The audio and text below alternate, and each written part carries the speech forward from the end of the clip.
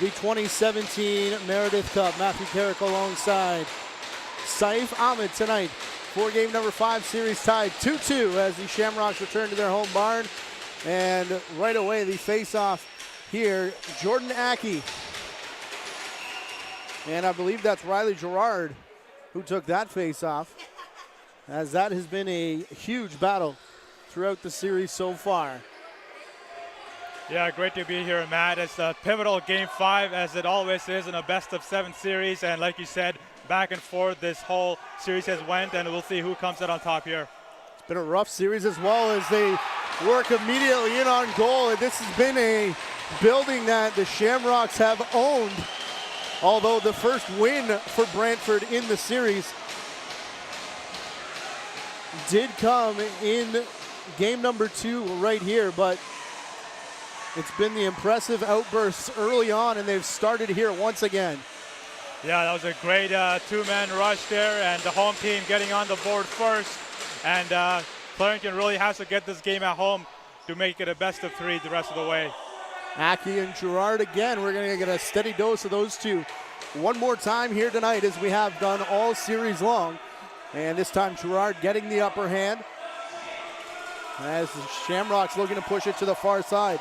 Wooden stick now for Isaac Solazzo, who has had his penalty troubles in this series so far, as have a lot of different players. It has been rough. We've seen a number of different penalties. We get a coaching change tonight, as now a Brantford player crashes into the net following a pretty ugly incident in Game 4 that resulted in the Shamrocks head coach facing first an indefinite suspension and then being replaced by the team. So mid-series, they need to make an adjustment over on the home bench. Yeah, in that Game 4, Clarington actually took 70 penalty minutes, and even their own goaltender, Brent Underwood, took a hit early in the game, and he played after that but had to leave. But that was a tough game for Clarington on the road in Brantford. Underwood and Cardiff, if you've missed our first 4 games, those two have almost split time right down the middle. About 16 minutes separating the two of them coming into tonight's game in the playoffs so far, and they've done the same pretty much here in this series. Both goaltenders picking up 1 win and 1 loss, as now the Shamrocks in their white jerseys work away from Underwood. On the other side, though, Lucas Nagy has been the rock throughout the playoffs, coming into the Meredith, playing all but 8 minutes and 27 seconds. Back in Game 3, he was lifted in favor of Marquez Stonefish, who performed very well. But Nagy back in the cage tonight for Brantford. Yeah, Lucas Nagy has been a really big part of this playoff success for the Brantford Warriors. They're running the conference finals, coming back in that series. And look at that, Brantford Warriors now get on the board and tie the game up 1-1 as we talk about Lucas Nagy. It's Austin Giles with what we believe to be his 16th of the playoffs, and that was just beautiful individual effort. Kept it up top, a couple of nice fakes, working it down to the crease of Underwood. And we played 2 minutes and 17 seconds here and already tied 1-1. When these two teams have been 5-on-5, which hasn't been very often in this series, it has been some fantastic, exciting lacrosse to watch. As I believe this is the first time in the series Mohammed Urshad gets the call on the floor. He's joined by, I believe that's Ryan Wilson over in the far corner. He reffed game number 3 back in this barn. Over to the far side, a couple big touch passes here. Finally corralled in the corner, picked up by Brendan Monroe, who goes to the cage. Can't quite get a shot away, as this loose ball is going to bounce all the way down the floor. Underwood out to play for it. Big collision there, as Tristan Lovell, 100% legal in the game of lacrosse, to hit the goalie when he's out of the crease with the ball. And you can see his eyes get bright wide, like they all do. Get a free crack at the goaltender. I guess you have to take it when it's available. And Underwood did the right thing with the shot clock winding down to maybe help out his team, but it's a good play nonetheless. Bit of a give and go here, as they were trying to connect with Jaden Drage, our player to watch from game number 2, I believe. Missed the first one due to work commitments, but he's been back there ever since. A bounce shot there handled by Underwood. He'll get the rebound as well. And one breaking out, Solazzo out the front door to step up here on Riley Gerard, who does get the shot away, but Nagy with the save. And that brings out the Cowbells on the opposite side of the floor for this Brampton team who has traveled very well throughout the tournament so far. Yeah, Jaden Drage, the name you mentioned, that's one of the players that Brantford would like to get going. Yeah, he was the regular season goal scorer, and he's one of the persons that he can really help out this team on the offensive attack. That was him on the most recent shot. Rebound, though, coming right back on a bounce to Zenon Zanoski. Nice little fake, but Nagy maybe baited him a little bit with the open side as the rebound finds its way back in the Warriors' stick. No rush for them as they cross over center. Just past 4 minutes gone here in, again, game number 5 of the 2017 Meredith Cup, the championship in Ontario Junior C. Oh, what happened there? Looked like we were about to get a penalty, but we'll get a goal for Clarington instead. Yeah, it was like a one-on-one right there, and the Clarington player, I think it was number 14, Graham McCrory, he really stuck with it, and falling down, still got a shot off somehow and trickled past the goaltender there. McCrory just with 12 points through 9 games. That's not normally his forte, but with a whole lot of yard sale coming in the face of Nagy, thrown off his game a little bit, and that makes it 2-1. Yeah, just outside of 5 minutes gone in the first. Sorry, Seif. No, it's okay. I was just going to say, just the icing on the cake when you get a goal from one of those players. Just a harmless goal from a transition. And as I said that, Clarington scores another goal right away. This may be Braden McGregor, the top scorer through the playoffs so far. And he is pointing out the assists. And that's one that I think Nagy would like to have back. It did hit him, but it goes in the back of the net. Yeah. And he's getting encouragement from the bench.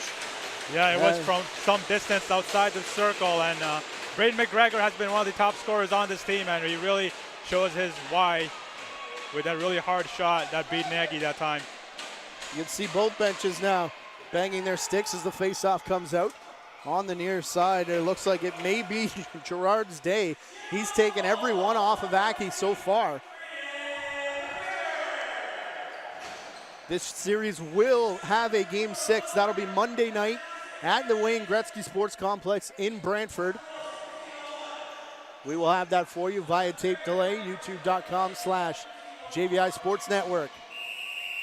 And we're going to get our first penalty of the game. It'll be a slash on the far side of the crease. There were 2 players over there as the shot came through. We'll see who it was. It looks like Clarington's going to get it as their player was taking the shot.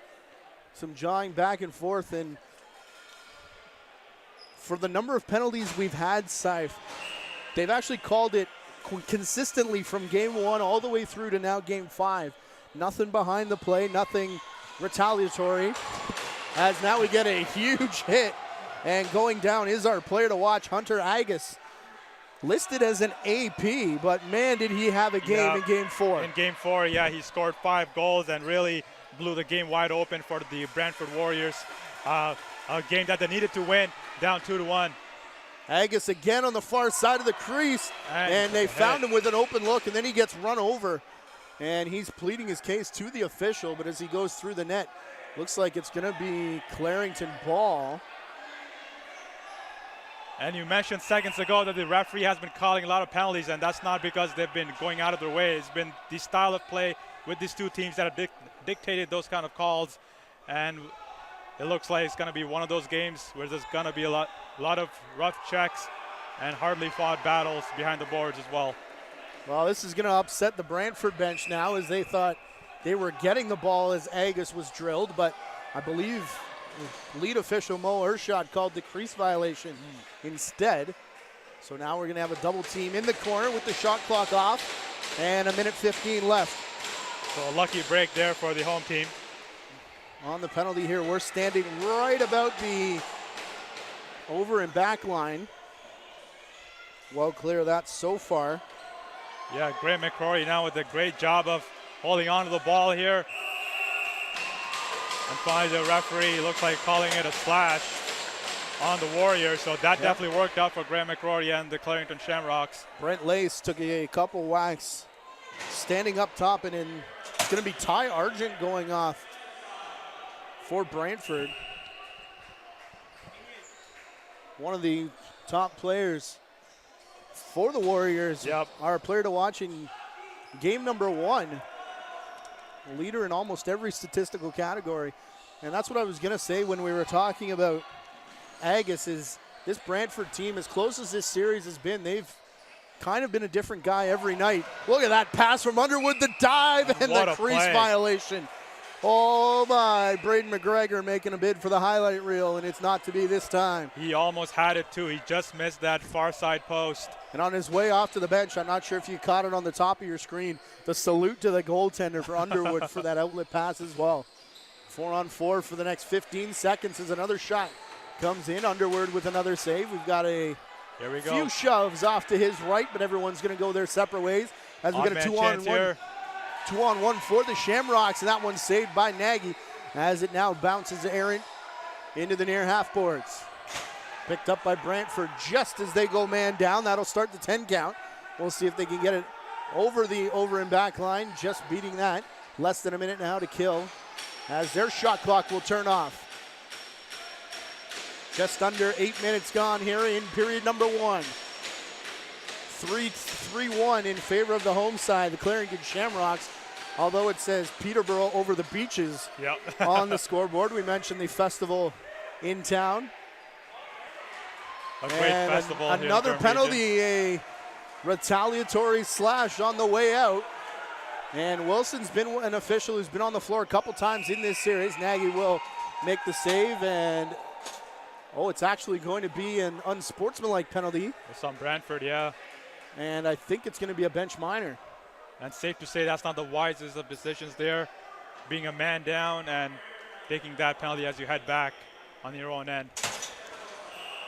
Jaden Drage and Ty Argent now in the box for 20 seconds here for Brantford. So I'll watch the doors in about 2 minutes' time. Hit just as they were trying to pass that off was McCrory, and Argent's about to step out of the box. Good thing that Shamrocks came up with that loose ball. If you're a fan of the home side. Oh, look at that pass down to the crease. How many moves? And Nagy with the last one that counts as the ball gets pushed into the corner. Great lateral movement by Lucas Nagy there to stay on his feet and move to his right side. And what a shot, what a save. William Cardiff, the big man from game number 2, who scored 5 goals in that one for the Shamrocks, will now send it up top. A straight up power play. Shot down the middle is the C's part for Riley Gerard. And he'll chase the ball carrier over into the far corner. Ethan Riggs trying to come away, and a couple whacks right in front of his home fans. Yep, Riley Gerard did hold on to the Brantford player there, and it looks like Mo Irshad is calling back the home team again on the back-to-back calls. Yeah, McGregor had one thing on his mind right there, and that was to light up Gerard, which he did, but after the ball was gone, Mohamed Irshad will come to the near side as Argent tries the rag play. Now 2-on-1 as a couple Shamrocks come back. Switching hands now. Argent working his way down the boards into the corner. 35 seconds left in the bench minor penalty. Now Argent gets dropped. Referee Irshad will step between those two, and it'll be Shamrock's possession. Argent not only known for his skill, but as you can see there, he can also hold on to the puck, hold on to the ball, and kill some time and do some of those gritty plays that helps out his team. Hidden ball play given away here as the Shamrocks drop it down to the floor. As they work to the far side, back up top, and here they go again. That shot, Nagy working to his right. Shot went left and just wide for William Cardiff. Now Drage is standing in the box with 2 seconds left. The shot clock will sound thanks to the great operator they've got tonight, Spencer Tanguay. Yep. Good friend of the JVI Sports Network. We saw him call game 4 there for JVI, and good to see him here being involved in the game again. Big part of the OLA Festival. As that shot will go off the glass. Mark Schutzkowski with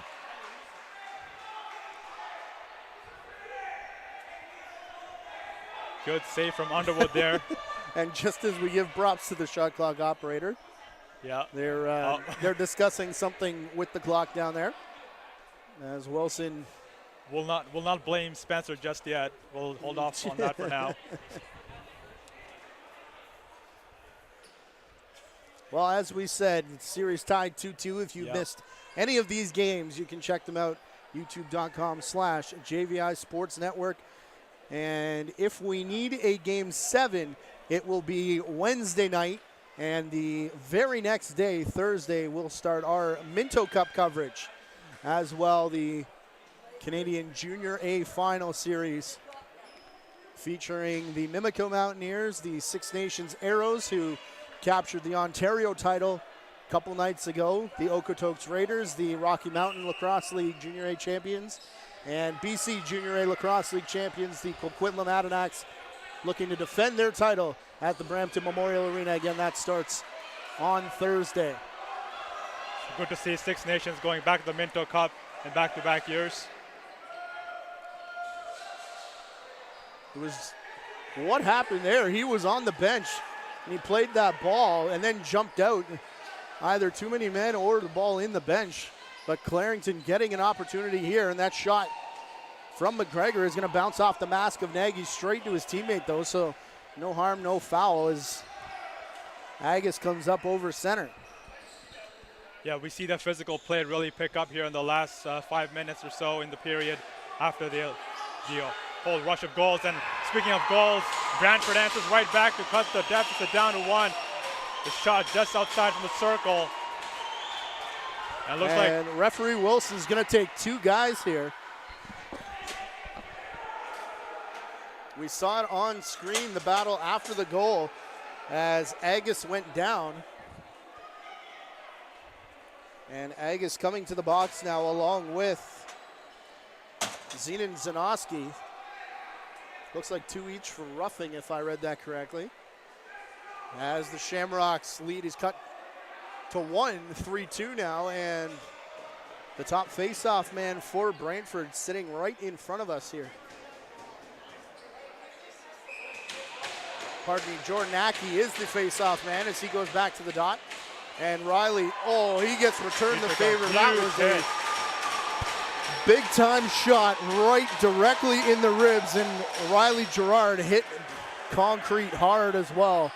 My goodness, he goes off slowly and right to the trainer. He's definitely going to feel that, if not for the rest of the game, definitely tomorrow.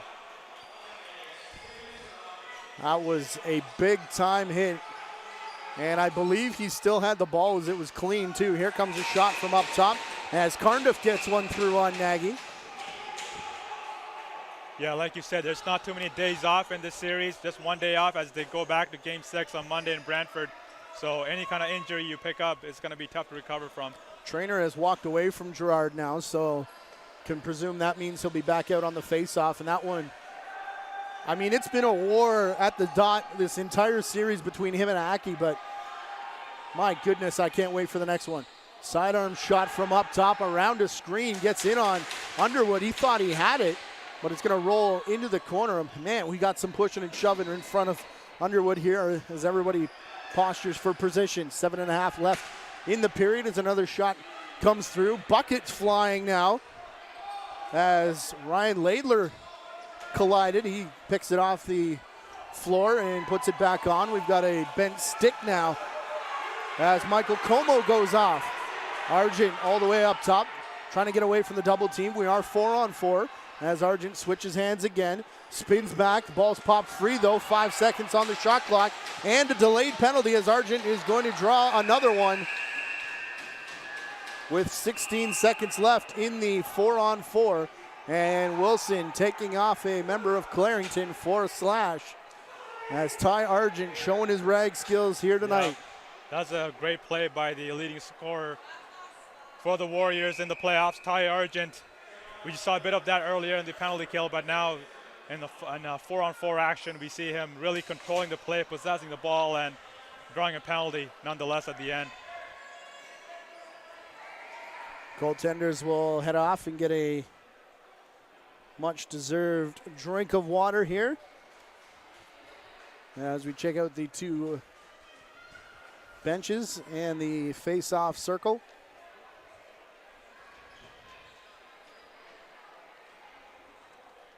.6:55 left in the period, in which the Shamrocks lead 3-2. About to go 4-on-4, as we're 4-on-3 right now in favor of the Warriors. Argent, fake to the far side, down to the crease, another fake as Cole Robillard took the shot. Underwood the save as mass exodus here from the penalty box. And another penalty as the ball carrier makes his way up over center. And Tyler Farquharson drew a high stick, beats the double team now. He's just going to hang on here as long as he can. And we've seen this from Farquharson before too. In game 3, he had a similar play in the penalty kill where he held on to the ball for a while like Ty Argent did today. So this is not something new. We have seen this before from the captain, Tyler Farquharson. Ershad watching the ball carrier, and what happened there? After the fact, some shoving in the direction of Braden McGregor, as referee Wilson was down in the corner watching a separate battle as well. And Farquharson, man, he's exhausted as he heads off the floor. Jersey tucked into the kidney pads, the whole 9 for him. We're getting 2 Brantford players, Argent and Agus, and I didn't see the number. Is it McGregor going on the far side? Yeah, I couldn't catch that number either, Matt, but the theme of physical play, I guess, continues in this series. And like we said, this pivotal game 5 is almost do or die, but not really. If whoever wins this game right here is best of 3. So it's definitely a big game, and you can see the level of competition between these 2 teams. And again, those 3. How'd McGregor get that shot? Goodness gracious. He got sandwiched, and he was still strong enough to get a shot off. Pinballed around, still got it, but landed in the crease. He's got one glove off, holding his helmet, though. I think it looks to be just a equipment issue, not any type of head injury. Of course, we know how important those are in all contact sports these days. 10 on the shot clock. As Caleb Wells gets pushed outside. Cutback move, does take a shot, it's wide. So the shot clock down to 2 now, and it will not quite expire as Clarington able to get this ball. 5:10 left in the period as we're still 3-on-3 for the next 15 seconds. And then a full minute power play, 4-on-3 power play for Clarington, as we've still got those 2 Warriors players in the box. This one a low shot that goes wide. Shot clock down to 5 as it's picked up by Clarington again. McGregor with it. Fresh man out of the box. Spin and fire. That one might have hit the foot of the defender, forcing it to go wide off the back glass. And under 5 minutes left to go here in the opening period in game number 5 of the Meredith Cup. Yeah, Clarington looking for their 2nd championship in 2 years and the 5th in 9 years. So they're definitely one of the juggernauts here in the junior C level. And Brantford Warriors have had a really good playoffs after a mediocre, you could say, regular season, but they've really come to play here in the last month of the season. And this is only the 3rd year, I believe, for this organization at the junior C level. They had to go through some big teams on their way to get here to the Meredith Cup, and they've proved that they belong. Yeah, hanging with Clarington. They definitely do. And there's a shot there from number 9 of the Warriors, Cole Robillard. And they really came on in that divisional finals against Fergus. And winning that series 3-2, I think really gave them some confidence in the playoff. Lucas Nagy and their physical play has helped them out here in this Meredith Cup. And finally beating Clarington, who haven't lost in the playoffs before the Meredith Cup started last week. Monroe was dropped there. Was another rebound. Rolling harmlessly into the crease of Nagy. He's got the counterattack working now as his offensive players just now finishing the change. 20 seconds to get that one rolling as a pass over the top. There. Played by Wells. As we get a tie up right at the top of the crease here. Caleb Wells, who just drove to the net there. He had a decent game in game 4. 2 goals, 2 assists with 4 points. And like you said, Brantford is such a deep team. They have 3-4 guys who are top 10 in the league in scoring in the playoffs, so they definitely don't need to rely on a couple of guys for their offensive attack.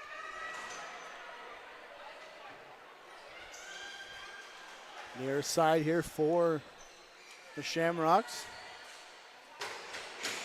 But let's not forget, before that win here in Game 2 in this arena, the West hadn't won in a couple years, as 2 years ago Peterborough won the Meredith Cup straight over Six Nations. As Salazzo getting a rush. Shout out to Wooden Sticks everywhere as he takes that one in. Was able to clear out the crease before his team picked up the ball again, though.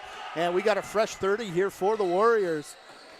Of course, last year's Meredith Cup, the sweep by Clarington. Whoa, oh my God, shoulder. he scores. Look at that. Wow. Cole Robillard, oh my God.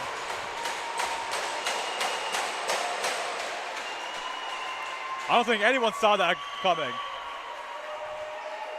Underwood still not sure what happened.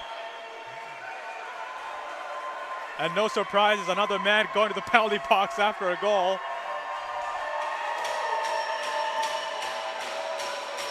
Looks like it's Zach Lissick going to the box for the home team, Shamrocks. Not sure what happened there. Yeah, something must have been said.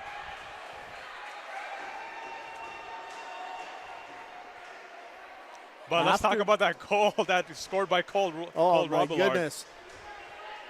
You don't see that from C guys. You see him try it, but it usually ends up in the corner. Robillard all alone shoots it over his corner. The three officials came together to discuss something. I wonder if we had a player not on the game sheet or a missing number or something, but Lysick, as you said, the unsportsmanlike call as Argent tries to bounce one through the legs of Underwood early in this now Brantford power play. If you're a special teams player, this has been your series. As now Agus gets tangled up. Argent, he tries to go behind his back. That one rolls into the corner. Agus has been looking for a penalty call the last couple times, and he doubled over there as well. Not sure there was anything really to speak of. The official agrees. Yeah, the penalty box has definitely not been short on bodies in this series. Wow, look at this speedy player. Here we go. Quinn Drysdale. Good oh, save it's going to by squirt Underwood. free, but out of the crease. Wow. The Doug Gilmore jersey tuck, too. Yeah, that looked good running down this near side. That was great on every level. It was a great dive to intercept that pass and then using his speed to go down the floor. But Brent Underwood really had that shot saved on the near side. Clarington player, we saw the big wing, and look out.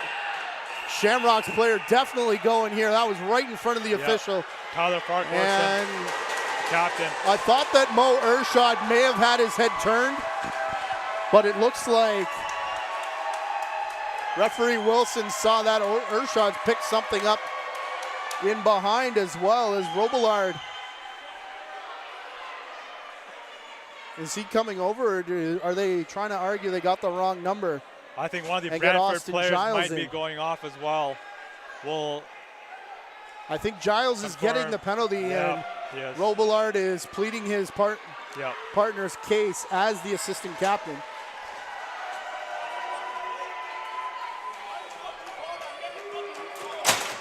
Two on the board, and that's one that doesn't sit well for Austin Giles. No, definitely not. We can hear the door slam from here. But the penalty box has not been short on bodies, like I said earlier in this series, and that trend is continuing. It was still in the first period, folks. I mean, it's 3-3. It's an exciting game. We saw some great skill from both teams to get some goals here, but also a lot of rough stuff as well to pepper in. Well, that's the way it's gone all series long. And this is game number 5 of this, as we're now in the final minute of the first period. 4-on-4 for the next 15 seconds. But Shamrock's taking advantage with a breakaway of their own, and a save made there by Nagy on Ryan Laidler as he came in. 30 seconds left. 20 on the shot clock as that one went wide. Looked like Brantford was trying to go 2 for 1. We're 4 on 4 now, though. 14 on the clock as they do get the shot through. Underwood with the save. And the rebound will be controlled by Clarington. 15 left. Shot clock and on factor. As they come straight down the middle and wide of Nagy. And then dumped after the fact was Graham McCrory. 7 seconds left. Another breakaway all alone. A couple fakes. And then the Brantford player filled in. Pile up in the crease. Yeah, we need to clean up on aisle 0 here as now everybody's going to come in. Emotions running high on the floor and in the penalty box. I mean, 0.2 seconds. As it looks like Jaden Drage is the guy picking up the most of the pieces in the crease. He's on his way off now.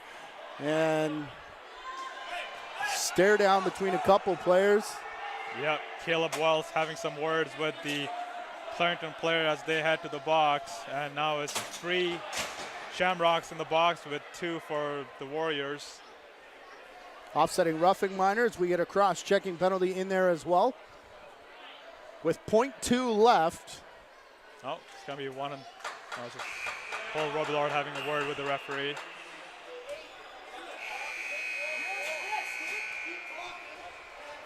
So can we finally catch our breath here, Matt? And right in front of us is the main event as they hold the penalty boxes, and probably a smart thing to do, as what an entertaining first period that was here. Pivotal game 5. And it's an understatement to say it's been an intense battle today. As you see bodies on the floor more than they're running here up and down to get the action flowing. And there you go, right on cue. Almost 8 minutes gone here. Shamrocks player down to the floor. Now we're going to get a scrum in the corner. As Tristan Lovell got held on to. And extra words here. This could be the gate here for the Shamrocks player, their bench. And you wonder how much the former head coach of Clarington was the voice of reason, as they seem to be coming unglued over there. As another holding penalty, and the 5-minute majors, I think they said, are out. But nobody leaves the box as they still 49 seconds left in the double minor. 2 minutes up now, pardon me. As I think that was Jacob Kelly headed to the box that time. Yeah, Clarington just has to obviously, I mean both teams do, but Clarington especially at this point of the game really has to keep the emotions in check a bit more now that we're down 2 goals and a bunch of bodies crowding the penalty box. I mean, we haven't seen 5-on-5 in this game in a while. It's been out at least half an hour or so. Shot there from Underwood, on Underwood. Shot from Austin Giles. And scrum in the stands for that ball was pretty good too. Lucky couple of kids are able to go grab that one. And on the crease, near side, very close to the line. Ryan Dorr getting one for Brantford. 6-3 now. As I was about to say, we're going to have to wait and see if the Warriors can capitalize on one of these man-up situations, and they finally do. Yeah, the Warriors really putting their foot down here in the second period, with Clarington also making a lot of mistakes and going to the penalty box. They've scored these 3 goals to extend their lead, and let's see if Clarington can respond here at home. Aki at the face-off dot. This time, a different counterpart, though. Zenon Zanoski in there, and it's going to be the Warriors who chase down the loose ball right in front of the Clarington bench and do pick it up as it's over in the far corner.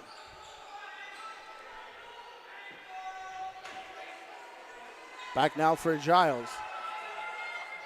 Being told that may have been Max Lewis on the goal. I was pretty sure that was Ryan Dorr, but regardless, it is the 6th goal of the game for Brantford as they now lead 6-3. That's cutting through in the middle. The shot there looking for the corner. And that one is going to skip wide. Yeah, great effort from Cole Robillard there, driving to the net, splitting the double team.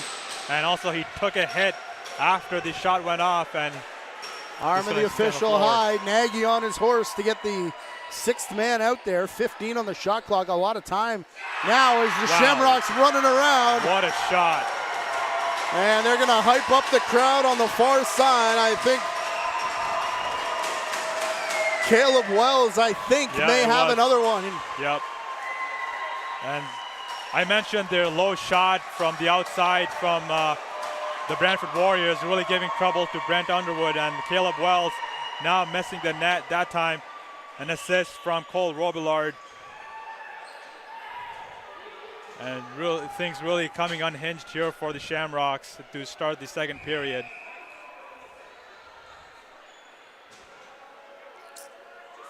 Underwood went over for a drink of water. Cardiff did put the helmet on.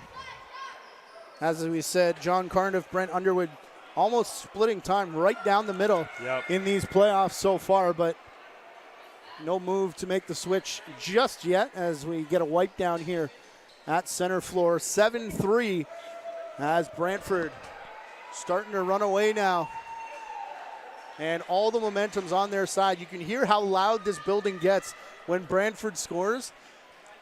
There's about maybe 25 people across the floor and to our left, right behind the Brantford bench. And that's it. It's like a quarter of the arena, but they're probably the loudest people here inside the rink. So, yeah, definitely. Well, Clarington fans haven't had a lot to cheer about. That's true. Nothing, in fact, in this second period.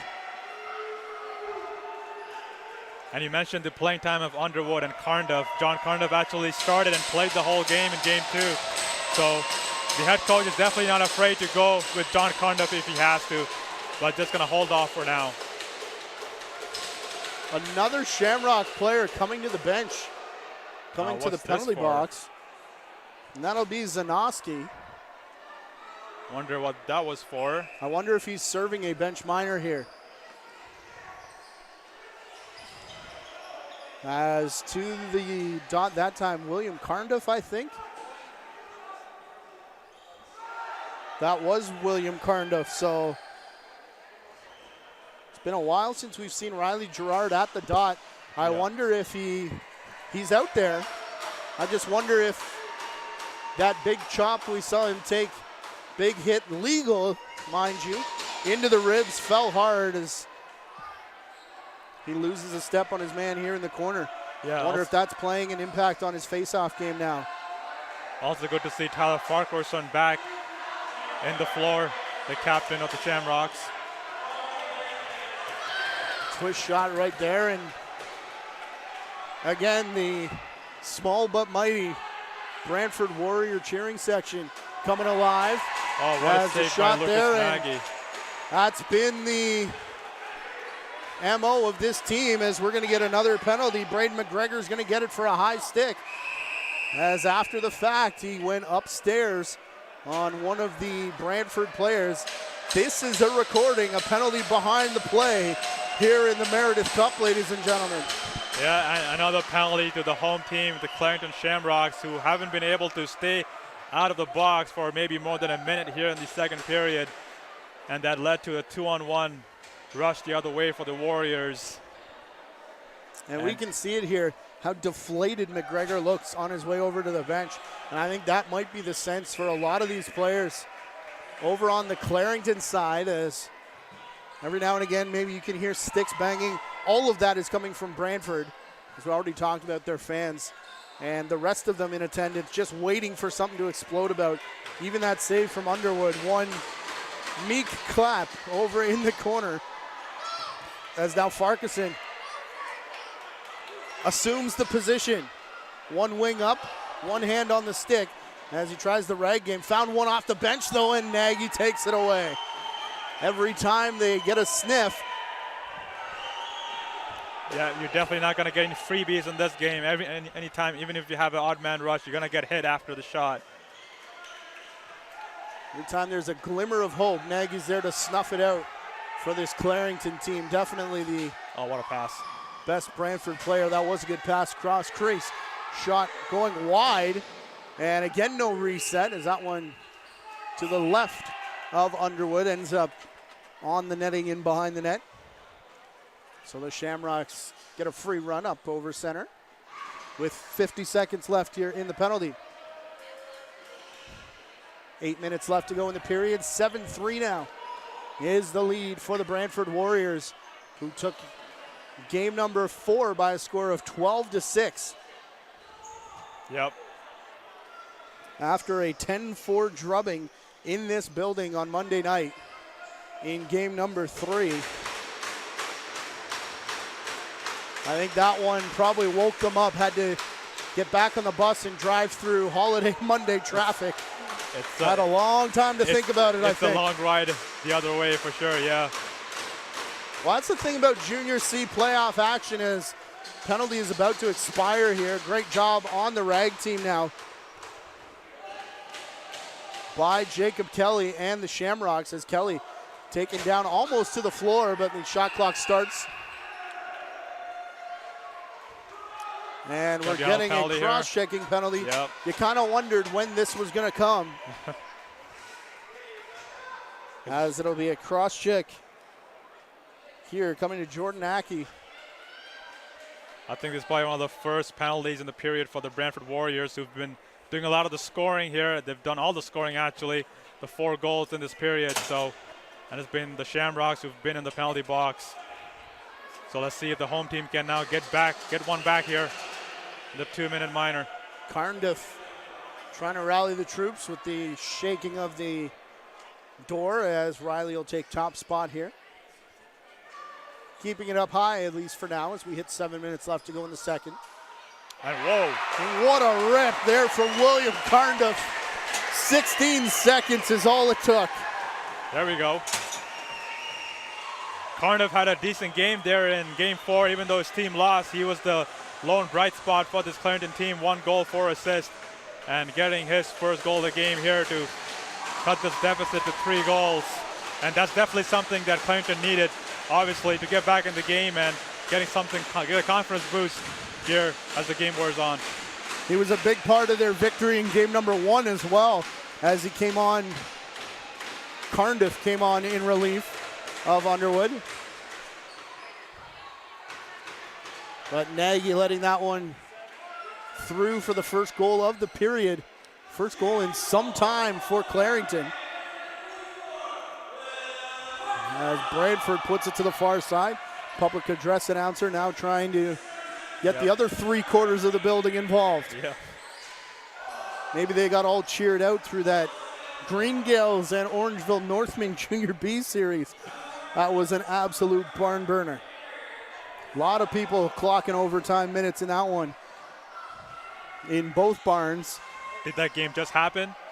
It was a full series that I believe Orangeville just won in either 6 or 7 games to go back to their second straight Founders Cup. Here's the shot as it gets through, and some extra shoving here. Pardon me.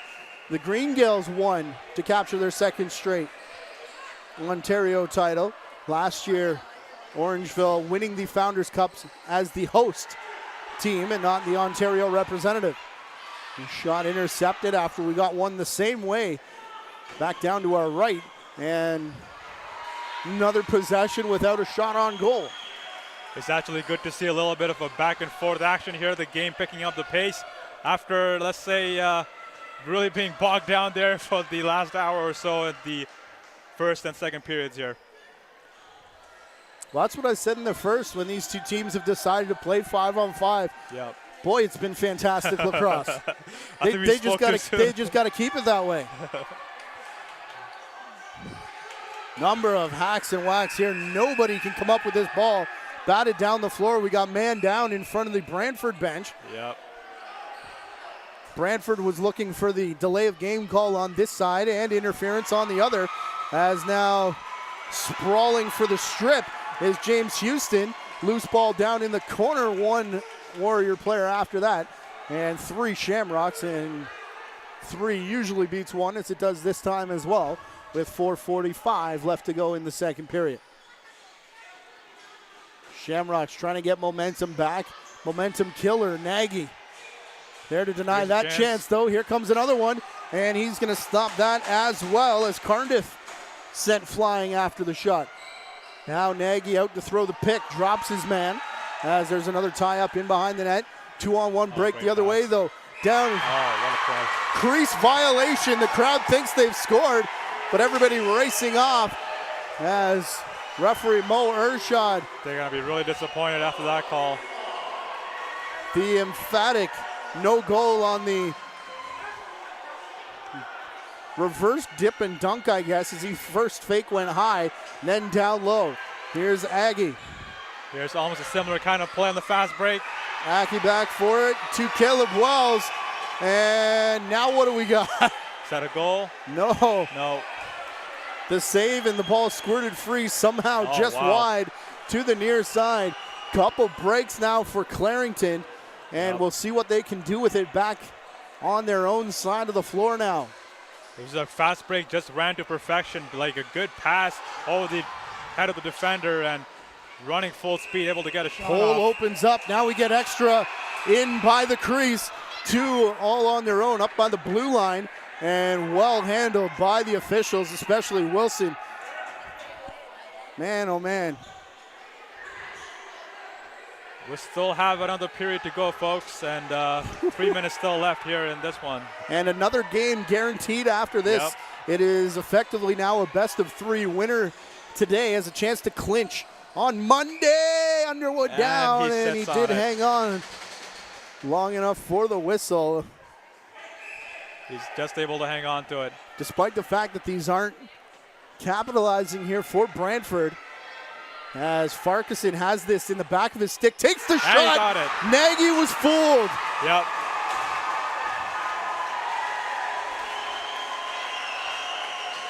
I think only one person knew where that was, and he was headed off to the bench screaming. And nobody picked it up as Farquharson had that in the back of his stick all the way down the floor. Yep. And you can see the grin from all the way over here. Be a big smile on the captain's face as he gets a little handshake from his teammate. Yeah, even it definitely also fooled us and definitely everyone in the arena here. Greets everybody down the bench. Normally takes a whole lap and fist bumps everyone as if he's scored. But this time just gives it to a couple assistant coaches. Then how about one for John Carnduff as well, as the goalie union appreciating each other's efforts. But yeah, Lucas Nagy has been really good in this game. He got it down early, but here in the second period has really shut down the Shamrocks until the last 2 goals scored here. Farquharson leading the counterattack. Nagy over to his right. And I think that shot went wide as there's no reset. Clock down to 10. Back up top, though, another one that bounces just wide as Ethan Warlow took that shot a couple hops before it hits the glass. And the shot clock will run out. You can definitely see the difference in the mindset of the Clarington team now after all those early penalties in the period. Now they're really trying to get a groove here and starting to score some goals and get some, more than that, get some scoring chances and play 5-on-5. And that last one, especially the way it was scored and the way the bench and the team reacted, seems to have got the crowd at least buzzing a little bit more, as they're now down just by 2, 7-5. But here come, looked like Clarington. Look out here. Boy. That is going to get called. It's not a call as Mohammed Ershad was there, but it was enough to upset the Brantford players. And the best look out of all of them was the lead official. Yeah, he's right there. But this is what I said before. It depends who the calming presence was in the room. As we said earlier, an ugly incident in Game 4 that caused the suspension and then dismissal of the head coach of the Clarington Shamrocks. Yep, that's right. He is in the building, but not on the bench for the remainder of this series anyways, as this ball will get chopped down. So if he's the guy that normally would calm things down and he's not there, of course, you and I aren't in the room. We don't know what those roles are. What the team chemistry is, yeah, for sure. But when you see a guy like your captain is the one that's over the top and being aggressive and yelling at the officials as Brantford gets the ball back here with 1:20. Yep. You know, that's the leadership you turn to now, and that's not the leadership you want if you're Clarington, as we get a tie up at the bench during the line change. Looks like everybody's going to go their separate ways, though. Everybody holding on, waiting to take off as that one rolls errant all the way down the floor. Nagy out to play for it. 4 on the shot clock for Brantford. And the Hail Mary, if you will, for Austin Giles didn't connect for him to get the shot away to beat the 30. And 52 seconds left here. Shamrocks can't kill the entire period. And I believe all 4 timeouts are in play, 2 per bench. So presumably Brantford would take one here if Clarington were to run this all the way down. 33 seconds left. That's where they decide to take a rip, but it goes wide. 5 left on the shot clock, 29 left in the period. And they're pointing down floor as it's going to be a breakaway. And a fake back and Underwood to his left, and he's going to hang on here for Connor Gillis. Yeah, Brent Underwood that time able to move laterally on the fast break, able to stop that shot. Good job by him. Still no timeout for Clarington as we got 10 left in the period. Shot clock and on factor. Salazzo about to take off out of the box. This one off the back glass. Played back for the Shamrocks. We're back to 5-on-4 as Salazzo comes hard out, and the horn's going to sound, but guess what? We got a tie up on the side of the crease. Nagy's just going to saunter away as Salazzo has a few words. He may even play peacemaker here. But what an entertaining final period we're going to have for you. It's a 2-goal game in favor of the roadside. Winner of this with a chance to clinch on Monday night when they return to the Wayne Gretzky Sports Complex. Matthew Carrick and Saif Ahmed. 2 games apiece. It's effectively a best of 3 with somebody here tonight having a chance to clinch on Monday night when the series shifts back to Brantford. All of that available on the JVI Sports Network YouTube page. Matthew Carrick, Saif Ahmed ready for the final 20 minutes. Of course, pending overtime. Yeah, Matt, we thought that things couldn't get any crazier after the first period where there were a total of 38 penalty minutes. But no, it got even worse. 56 more penalty minutes in that second period. I think it was a couple of game misconducts as well. That's what elevated the total. So 4 straight goals for Brantford in that second, and then Clarington answered right back with 2 of their own. Shot clock turned off here as Clarington is down to start the period. Big collision on the far side with the ball on the floor. So Farquharson, the rag man again, him and Salazzo, they were the 2 having words as Salazzo was on his way to the box. Yep. That's like Farquharson, just holding on to that ball there. Him and Ethan Riggs all the way into the corner. Now in behind Lucas Nagy. Looked like a step in the crease there for Farquharson. Unlucky break there for the captain. He did pretty well. He's not done yet. Play whistled in here. Brantford was about to get the ball, and it popped out of the stick of Salazzo. Now Farquharson goes down. He might be hurt. Farquharson took a nasty trip there over the body of one of the Brantford players. Holding his leg. Bench of Clarington going bananas as he's holding the ankle here. This has not been a good game for Farquharson, who is still down and in considerable pain. The 2 officials are talking about it. See if they saw anything. Looks like Shamrock's captain is going to be okay. He's looking for a number, though. Having words across the floor with Caleb Wells. They better watch him get off the floor as he now gets in the face of Mo Ershot on his way off. Trainer having to separate them here. Yeah, and Farquharson has been playing with that edge and that high intensity this whole game throughout. And we saw that awesome goal in that second period. A great individual effort to hide the ball away from everyone and get an open net marker. But it looks like he's going to have some treatment going to the locker room. Let's hope he's okay. As you said, straight down the tunnel and out. We believe, of course, nothing official from the team or anything else, believe that Riley Gerard is suffering from something, as we haven't seen him return to the faceoff dot after taking a big-time hit straight into the ribs. Legal hit right in the chest that then knocked him down pretty silly. Yeah, that was back in the first period, I think. All the way back in the first. So, I mean, they could be a little bit wounded. Game misconduct as well to Scott Edwards in that second period. Yep. for the hit from behind, as now the benches get the explanation.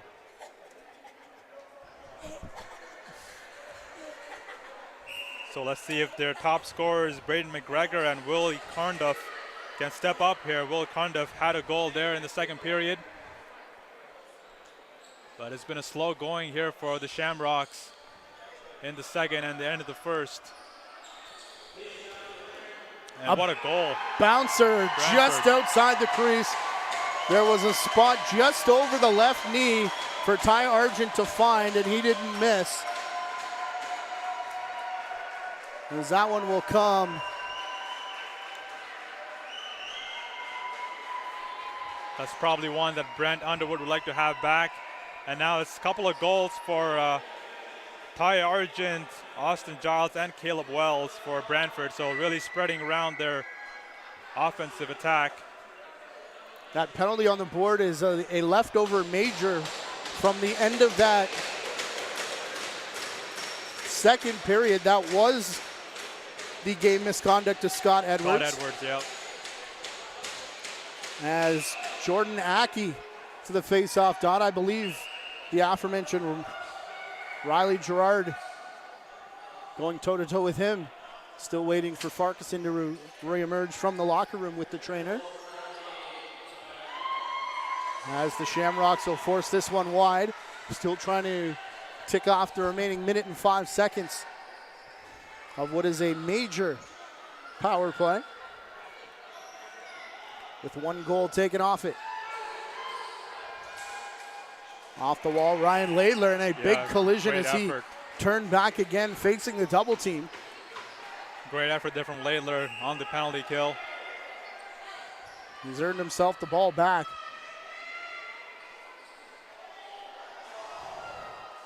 As Laidler has it. 5-on-4 again. Shot clock is ticking down. He takes a hit, but he still stays on his feet and maybe even has a chance to get a shot on the goal. What an effort by Ryan Laidler. Laidler, second time now, taking hard into the boards. That one looked like his head or his face hit off the glass as he immediately puts his hand up to his chin. Still fighting for this loose ball, now getting help. As coming over, that's William Carnduff. And now getting off the floor slowly is Laidler. And he killed close to a minute of that penalty for the Shamrocks. It's definitely well-deserved effort, handing to the bench. And that'll release Zenon Zanoski. As Zanoski covering the late man. That shot coming through could have been a crease violation. No call as Underwood makes the save. 3 minutes gone here in the final period of regulation time, we should say, of game number 5 here on this wonderful Saturday evening. Cutting from the corner, stopped. Oh, just and the second goal taken away by a crease violation down on that side. Jordan Aki looking down the floor. Here's a twist on the shot, and Connor Merritt make it a 2-goal marker as one taken away down to our left, ends up in the back of the net to our right. Yeah, another goal here that Brent Underwood, I guess coming from quite a ways outside of the circle, letting one in. And you can tell he's pretty dejected in the net. To start the second and third periods, Clarington a little slow to get things going. And Brantford has really capitalized here to start the second and third periods. 3.5 gone in the third. It's now a 4-goal lead for Brantford. As their, again, small but mighty cheering section comes alive one more time. I hope they got AC on their cars working tonight. It's been a hot and humid one. It's been threatening thunder showers all day. And as we said, with the festival games going on earlier, it is dreadfully hot. It's been really muggy in here for sure. But you cannot tell that with the way the play has unfolded here in this game. Both teams really went after it, and that has contributed more to the humid weather here inside the arena. Ty Argent involved in a stick battle on the near side as the shot comes from the far side all the way down the floor. Nagy with it now. Argent another chop into the hip, And now coming in to help out, Oh, there's still little Michael fisticuffs going on Como. in the Clarington zone. And there's another tie up down the floor. Wilson's having to take on 4 players himself. Third official now out there. Como all the way to the glass with his man. Now Argent takes another bump with all officials' backs turned.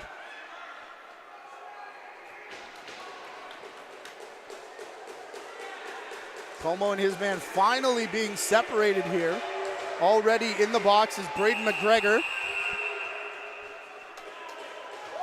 Also coming over, James Houston. In front of us is Michael Como. Michael Como, yeah. And they're looking for somebody else over on the far side. Looks like from the Warriors. I bet it's going to be Ty Argent as he was being worked over. And if you're Clarington here, I mean, you got to also think of the future games. Not really doing anything silly that's going to jeopardize Game 6 at least, going back to Brantford. And as the jawing between the benches continued, we've got another unsportsmanlike penalty, and I wonder how long before we start getting some dimes chucked out here as well.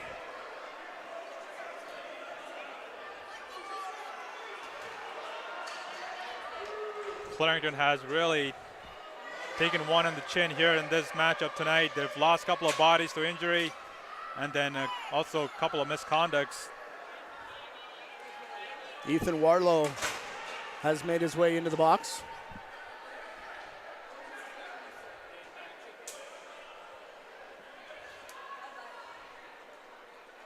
We see some engaging fans here trying to have their way into the penalty box. The kids want a good seat. What are you talking about? Yep, cannot blame them.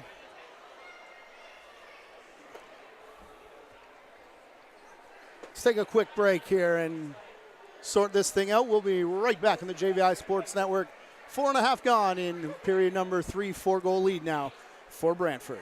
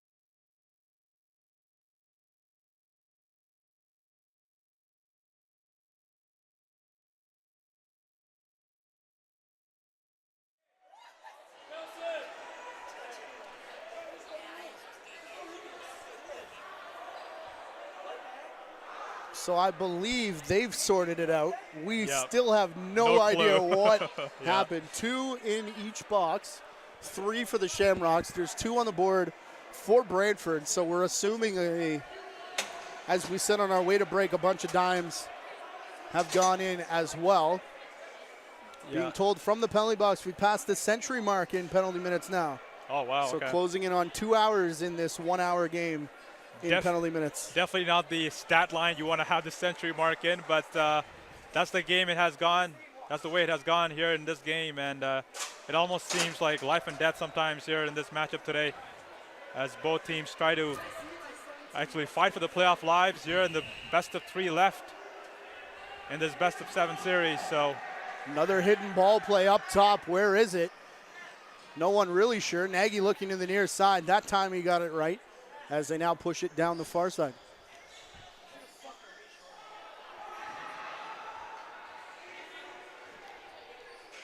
Here's a shot, that one just wide. Gonna say it did tick off the Yep. I think Nagy got just a touch on that. off the net there as this one will go down the far side. Shamrocks taking the shot. Nagy up to meet that one. Another reset. Who's going to get the loose ball, though, as it will be picked up here by the Shamrocks. Zach Lysick, I think, number 18, trying to keep track of who's in the box and who's been gone to the rooms already. As the timekeeper's going to ask for a quick timeout. 5 minutes and 13 seconds. Great save there from Nagy and a low shot from the outside, and looks like captain of the Brantford Warriors now into the box, Connor Merritt.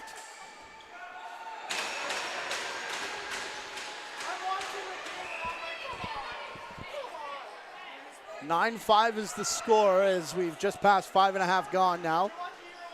And 50 seconds left in what is the Brantford penalty, who have been known on the score clock tonight as the Beaches, as we said. Tie up all the way up to the red line. Sneaking his way in is Caleb Wells. He's going to go straight to the net. Still being chased by Graham McCrory, though. Going down is the ball carrier. Austin Giles, a couple of big whacks as he went down to the floor. Giles past the triple team.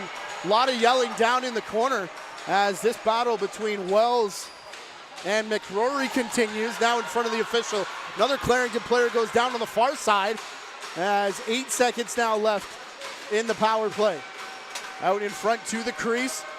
Individual battles still going on as penalty does expire and the shot clock will start here as the captain, Connor Merritt, is back out there. Yeah, and you can probably hear the crowd here making all that noise, and as well as the Warriors bench on that big penalty kill. Oh, it's a big up 4 goals. It's a big spot in the game, and I think everybody in the building understands and recognizes that, as only 4 goals now. Momentum has been on the side of Brantford for the last little bit as we get a little bit of extras here. Cole Robillard made no motion to turn and go down the floor as he stared in the face of Zenon Zanoski. And in his defense, it is a little chop. In the referee's defense, it was 140 feet away from where the play was and made absolutely no effort to turn and watch that ball go down the floor. And again, we're right behind the penalty box, so yep. if you pick up anything that we may miss here, we do apologize. Live from the Garnaby, recording live to our YouTube channel, Garnaby Rickard Arena. It's all the natural sound you hear at the games, and sometimes you're not able to block everything out. We're just over the penalty box with the Brantford Warriors as Cole Robillard is going to serve his 2 minutes.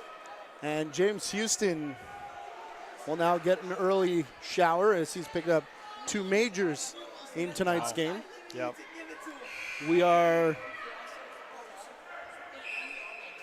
about to start our second game sheet now for the second time in this building. As more jarring off to the right of Nagy. What happened there? As it was wide open with 2 Shamrocks all alone, and Brantford almost ends up with the ball somehow as they'll get a reset out of it. Clarington back outside. This is a Shamrocks power play for 1.5 minutes. As they're up top now, down to the far side. The lefty takes the big shot. They're going to say Nagy got a piece of that. And just slightly overrunning it was Jacob Parkinson. Yeah, even with all this craziness in the game, I mean, Lucas Nagy has been stable and solid in the net for the Warriors. And he's really provided a presence there in the back end for the road team today. Gerard with a couple shots on that most recent exchange. Shot clock down to 10 seconds, though, as his last one found the boards and went all the way down the floor. So we'll open up for Gerard again, who's up top. Low shot, though, into the feet of Nagy. Another reset. And extended offensive pressure. Man, this battle off to the right of Nagy on the crease, and they're both going to go. I was wondering how long that was going to take, as it was about 1.5 minutes of Connor Gillis in the face of one of the Shamrocks players. And it's getting also really crowded here on the Brantford end of the penalty box. And now we're getting our 10s. 2 and 10 for those guys, and Peyton Chase will join Connor Gillis for a 12-minute stay with 11:49 left in the period. So officials have had and seen enough as now the bench gets another minor, as their coach made his way all the way up to the top step to continue the conversation. Monday, August 14th. Winner tonight will be in position to capture the Meredith Cup. And if the series is tied and we need a Game 7 Wednesday, August the 16th, right here will be the place to be. Clarington, Ontario, Garnet B. Rickard Arena. Winner take all Game 7 should we get that far. Follow us on Twitter at official OJCLL for Junior C action, as this is an incredible pass down the floor for the second time tonight. Yeah. Quinn Drysdale. He's a really small player, but you can tell that he has quick speed and really uses that to his advantage coming off the bench. The last time we saw that was in the interception when he's playing defense. So a good little play there, Drysdale. Robillard is back out as there's a minute 10 seconds left on the offsetting minors. Drysdale for the second time, the acceptance of the pass, a great one from Nagy down the floor. Nearing the halfway mark of this third period, 9-5 in favor of Brampton now, looking to take a stranglehold on the series. As up and across center, jogging his way through is William Carnduff. We still haven't seen Farquharson return from the locker room, so that'll be a story to follow as we head into Monday night's game number 6, as the shot does come from Carnduff. Nagy out to throw a pick, and they're going to call it a moving pick. I thought there had been more aggressive ones than that this evening as the shot comes in again, this time Lysick. That one just missed the net. Our player to watch early on tonight, Brent Lace, and is somebody in the bench here? Zach Lysick hit a couple of the Brantford players on the bench after the whistle was blown. Salazzo got drilled, and he's holding on to his back, and they're taking a Brantford player off. Yeah. Salazzo, I think they got the wrong guy. I think so too. I think the referee didn't catch the hit up from behind from Zach Lysick there. Well, Tristan Lovell comes over, but I think if there was a penalty over there, it may have been Isaac Salazzo.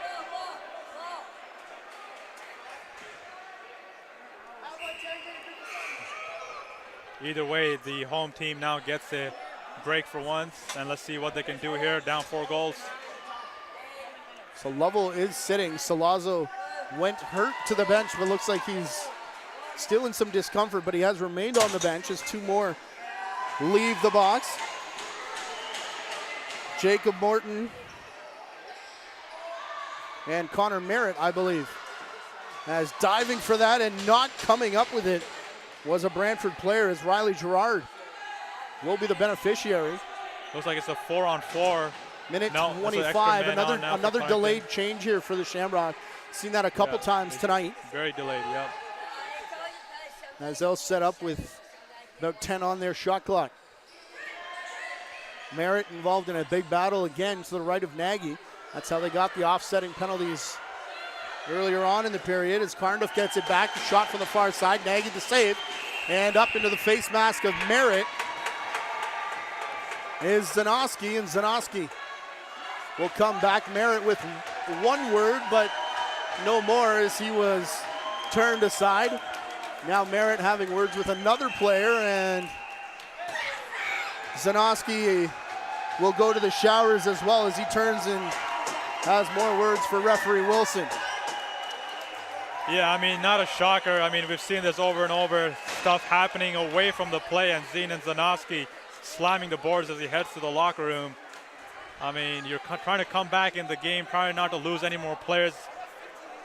you've already lost so many here in this matchup, in this pivotal Game 5, and just the emotions are not in check here for the home team tonight. So the 22-minute special for Zanoski, 2:10 in a game, as he's going to head off for the showers. Joining a couple players now, a few due to injury, and I believe that's the second ejection on the side of Clarington. As we're still 9-5 in a 2-2 series tie. Under 9 minutes left to play as a big rush in for this loose ball. This game is definitely not far away from Clarington if they can get some chances and not lose any more players, but it seems like it's one of those games where they've caught up in the action and got their emotions to get the better hold of them. If I'm not mistaken, should this scoreline remain, this would be the first loss of the series for Clarington that they did not switch goaltenders in. Right. As even in the first game, the 11-10 Shamrocks victory, yeah, it was Cardiff Brentwood getting the start and Cardiff coming in, or pardon me, Underwood getting the start and Cardiff in relief. 5 goals in, I think it was about 50 minutes of relief, if I'm not mistaken. He was fantastic in game number 1. Of course, 30 seconds from the end, the game-winning goal scored by Clarington to take game number 1, which seems like such a long time ago. And that's been the closest game of the series and also one of the most physical games in the series until, of course, before this afternoon. On the crease and in the crease, just not able to hold his balance, was Caleb Wells. Under 8 left to go. The Let's Go Brantford chant from the far side. Now some of the youngsters joining in with Let's Go Shamrocks, and we get a 10-second violation, pardon me. As there's still 33 seconds left in the Shamrocks penalty, a massive whack up top. The officials are going to look that one off. I mean, there's so much you can call, really. I mean, the referees are probably just tired just blowing the whistle here in this matchup tonight. Top spot now by Merritt. He goes off to his left. As Giles will back away, Merritt will set the pick. Shot comes around, Underwood down, it's in the stick. It's in the stick, yeah. With 7 minutes left to go, and penalty is over as this one's gonna be a long bomb. Oh, what a pass, what a catch. One-handed by Ryan Laidler as he came over center. Yeah, Underwood has looked a little shaky there in the third period. I think we're 5-on-5. As we get a delayed change here for Clarington. Shot goes wide, and we'll try and keep it that way. We've only got 6.5 minutes left to do it. So, again, we're closing in on that magical 5 minutes left in the third mark, where you don't think gloves will come down, but you never know with this how this game went, yeah. We'll see as they, again, every game has sort of been play it out and try and set the tone for the next one. And again, the next one in the home of the great one, the Wayne Gretzky Recreation Complex in Brantford, pad number 2. If you missed our coverage from earlier, you can get yourself caught up at youtube.com/jvisportsnetwork. Follow us on Twitter at JVI Video. Yeah, and if the scoreline stays, it would be a great spot to win their first Meredith Cup. The Brantford team, like you mentioned, they're only a couple of years in to the Junior C. And if they also hold this scoreline, it'll be the first time a team has won 2 straight games in this series. That's right. As they've alternated wins as well. So a lot of wins on the opposition's floor. For the road team today, yeah. In this series. And remember, as well, we didn't quite get all the way there, but it was a nice run while it lasted. As Isaac Salazzo coming back, I believe this will be a cross check. He'll get a welcome from a couple of his teammates who are already hanging out in the box here in front of us. Seems like they're just camping, putting all their equipment down and making themselves comfortable. 5:34 left to go in this one with a 4-goal lead. And officials starting to clamp down a little bit now after the way this one's gone.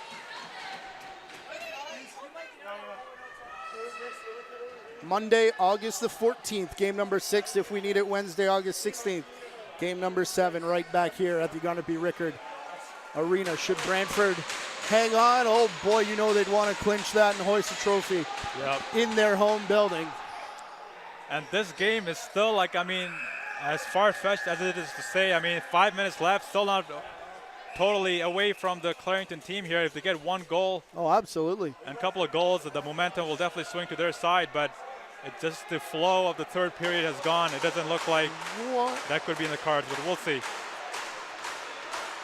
I think we had 2 balls on the floor. One ended up in the Clarington bench, and one is still in the stick of Quinn Drysdale, who's going to take a lap here. And he's going for... He's showing off his speed there. Round number 2, looking for the 800 and a ball meter. Trickles. And now we got another ball on the floor. It's been one of those games, folks. Craziness all around. And I don't know where they're coming from, unless it came out of the stands and no one noticed, but we're waiting for a reset over on the far side, and it may not be a fun one for Quinn Drysdale as he's all alone. Drysdale doing his best Usain Bolt impression here at the end of the third period. And he finally got the ball loose, but he picks it back up. That was a jarring hit to knock it free. 37 seconds left, as now a spin move will beat the double team. And the Brantford bench appreciates the effort. And he's so hard to take hold of because he's so small and low to the ground, but finally low center of gravity. Oh, what a pass, another reception on the breakaway, and another save by Nagy. As the reset goes and starts the discussion about how good he actually is with the Brantford Warriors in the penalty box in front of us. It's like Salat's ready to go back in and he'll head to the bench, and I think that ball might have hit the post as well for Lucas Nagy, but he'll definitely take it at this point of the game. Caleb Wells backs into pressure with 15 on the shot clock, closing in on 3 minutes left. Pardon me, Wells had thoughts of taking the crease dive, saw pressure coming, and very heads-up play to change direction, whether the shot went through or not. We got a big-time holding match up top with Ethan Warlow. And now Warlow's going to grab his face mask and throw him down and head to the bench. And are we getting both guys taken off here?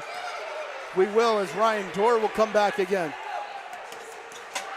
And Dorr comes off with a big grin on his face.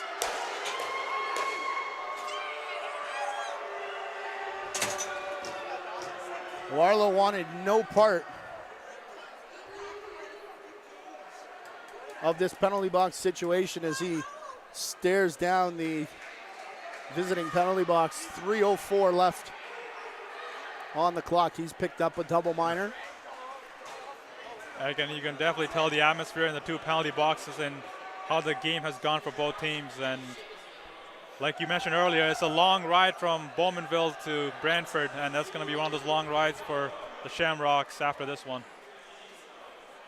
And of course, Brantford gets to take it tonight, hoping for a celebratory atmosphere, as Clarington gets to sleep in their own bed right away. And then with a chance to think about it a little bit for a couple of days, and on the bus ride again into the Wayne Gretzky Sports Complex in Brantford. Very easy to spot if you're in the Ontario area. Head east on the 401 and get off at the Wayne Gretzky Parkway and follow the signs in. Yeah, I think there early, folks. I think he owns that town basically, and well deservedly. I mean, it's number 99 himself. So some more pushing and shoving on the far side, and again it's being led by Clarington as this shot gets dumped down. Minute and a half left in 4-on-4. You should just rename Brantford into Wayne Gretzkyville or something. I think that's the next step, really. Well, of course, the most famous dad in hockey has his own parking spot right outside of Pad 2. as there's a lot of stuff going on behind the play now that the referees are choosing Just to letting shrug go. off with Yeah. 2 minutes left. It's not worth it. Anything over the line will probably be called, but I think everyone sort of sees the writing on the wall of this one, that who thought this was going to happen at the start of this series? Definitely not how the first 5-6 minutes played out here to open the game. Definitely not. You have to come into the Garnet B. Rickard Arena and put it to the Clarendon Shamrocks, who are the defending Meredith Cup champions, and you're only a program that's been around for 3 years. You're younger, you're smaller, Yeah. and you might be leading this series 3-2 with a chance to clinch on home floor on Monday night, again, on the JVI Sports Network.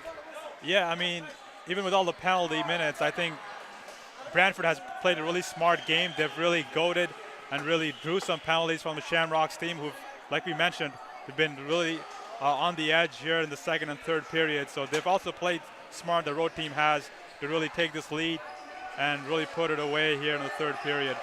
So final minute of play now, and it will be a power play for Brantford. They lead by 4, and as we said, trophy will be in the building on Monday night. Hope to see you there at the Wayne Gretzky Sports Complex in Brantford, Ontario. The fans come alive again. Shot clock goes. Nobody can hear it. Trust us, it did stop the clock with 42 seconds left. And big shot at the bench. And referee Wilson saw it, and he's going to take his man off. And it's going to be just a straight 10, it looks like, as Brantford. Number 2? No, it was to, I thought it was to Zach Lysick, and it was a straight 10-minute misconduct.